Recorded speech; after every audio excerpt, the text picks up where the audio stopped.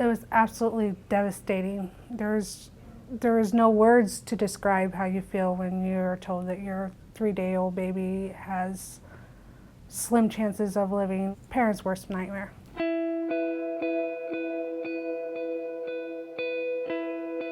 When Reagen was born, when we were getting discharged from our local hospital, her pediatrician came in and said, "Mom, Dad, we think that there may be something just a little bit off with her heart rate. My feeling is she has a heart murmur. You have the option of going to a hospital in Des Moines or the university just to get an echocardiogram." So she was brought to the university via ambulance. When we arrived, we had found out that she had stopped breathing twice in the ambulance. We were rushed over to the NICU, which after about 10 minutes of being in the NICU, she had been diagnosed with hypoplastic left heart.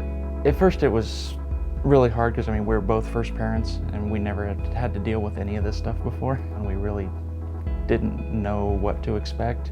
The first surgery was probably the hardest for me. She had her first surgery when she was 11 days old, and that surgery took 16 hours to do. We were not prepared for what we saw when she come out of surgery. She was a little 8-pound baby when she went into surgery, and she had gained probably 4 pounds in fluid as she come out of surgery. Her chest was wide open. You could see her little heart beating for 3 weeks after. She ended up staying in the hospital for that surgery for 3.5 months. She had no ability to suck, to eat. They ended up putting a feeding tube in her for her to go home at 3.5 months. Her second surgery was at 5 months old. That was another 14-hour surgery. Luckily, her stay for that was a week. That was a simple surgery. Her third surgery was supposed to be when she got to 32 pounds. Well, Reagen was so sick in between her second and third surgery that there was no way that they could wait until she was 32 pounds. She ended up having that at 1.5 years. She did good until she was in 2nd grade, and then she started having some arrhythmia issues, and they decided to go ahead and put in a pacemaker. When we were admitted, our cardiologist came in and said, "We need to have a serious discussion, and we need to have this discussion without Reagen." And Dan and I looked at each other and we knew instantly what our discussion was going to entail. In May of 2012, Reagen was put on the heart transplant list. We actually had 2 false calls, and the first one we made it to the hospital and then they said it wasn't compatible. The second one didn't make it through. January 17th, as I was walking out the door, I got the call saying, "It's time, we have a heart for Reagen." It's hard when you first hear the news that this is going to have to happen. When we finally found out that it was going to happen that day and that they had the heart, it's really kind of mixed emotions because somebody else has to give their life in order for Reagen to get her heart. She had a lot of complications with her transplant.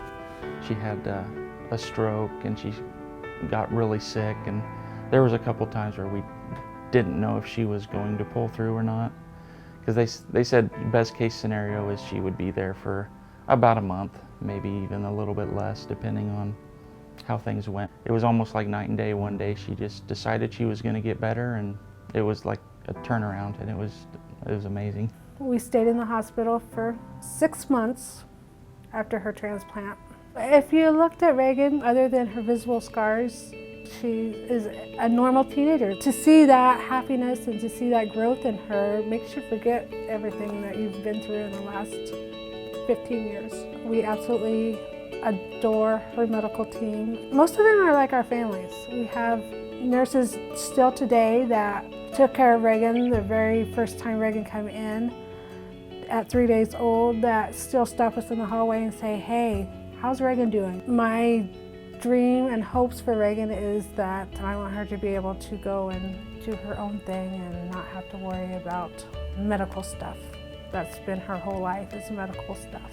When we were first diagnosed at 3 days old, we were given very little chance of having Reagen past our first 3 years. There's nothing other than thank you that I can say.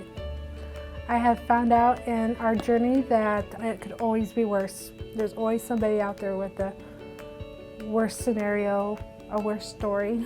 So you just take your journey and you ride. You just go with it.